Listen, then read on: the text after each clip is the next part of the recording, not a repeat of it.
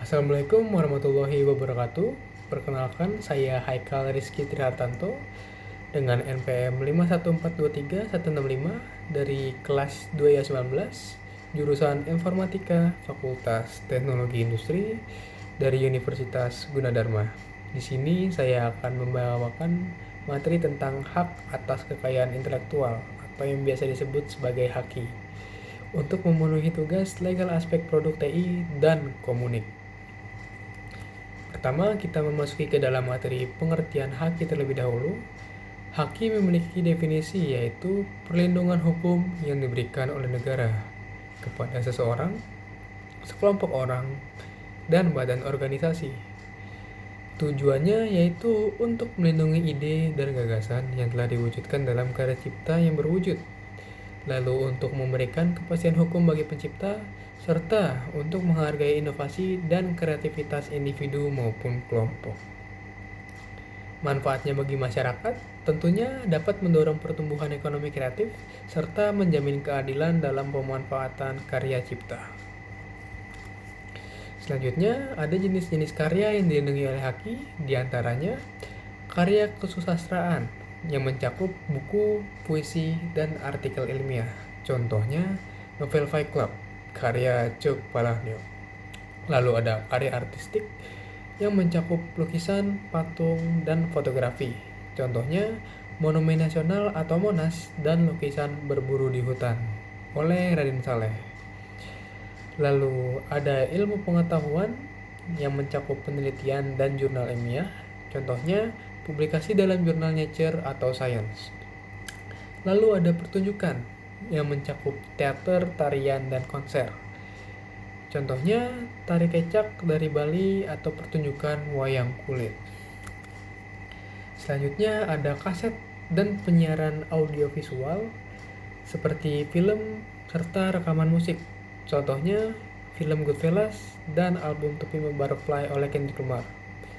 Selanjutnya ada penemuan ilmiah, yaitu yang mencakup segala penemuan teknologi baru. Contohnya, penemuan teknologi baterai lithium ion oleh Akira Yoshino.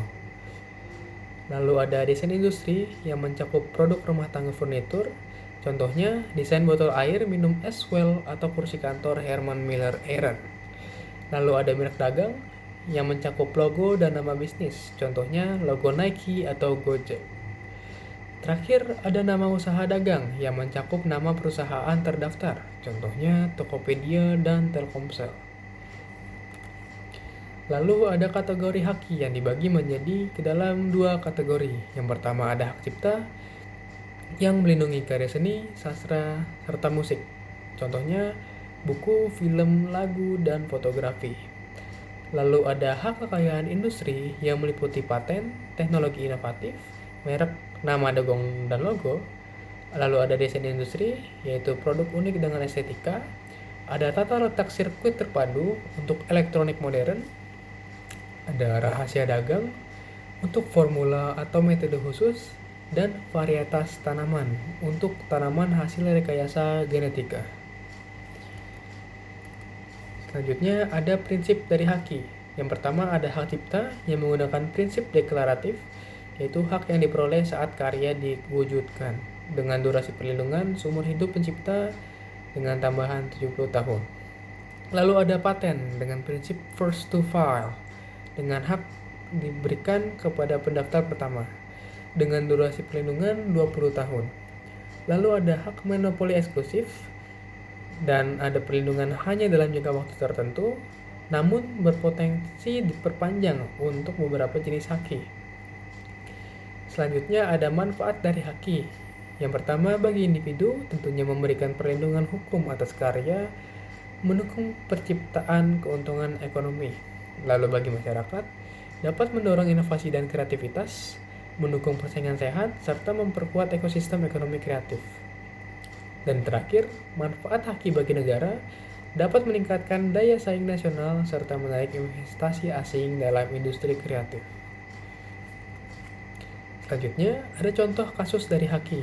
Di antaranya ada karya musik yang dilindungi hak cipta seperti lagu yang didaftarkan dan menghasilkan royalti. Lalu ada penemuan teknologi baru yang dipatenkan seperti mesin otomatis untuk efisiensi industri. Lalu untuk kasus nyatanya ada pelanggaran merek seperti penggunaan logo tanpa izin seperti pada ilustrasi gambar di samping, dan ada pembajakan karya cipta seperti penjualan buku tanpa izin dari penulis. Tantangan dalam haki diantaranya minimnya kesadaran masyarakat akan pentingnya haki, pelanggaran haki seperti pembajakan dan pemalsuan, serta proses pendaftarannya yang panjang dan kompleks. Namun, seperti semua tantangan, terdapat solusi yang bisa dilakukan. Di antaranya, edukasi publik tentang pentingnya haki, ada penyederhanaan proses pendaftaran haki, dan tentunya peningkatan penegakan hukum terhadap pelanggaran haki. Sekian materi yang bisa saya sampaikan terkait hak atas kekayaan intelektual atau haki. Semoga dapat mudah dipahami. Kurang lebihnya mohon maaf. Wassalamualaikum warahmatullahi wabarakatuh.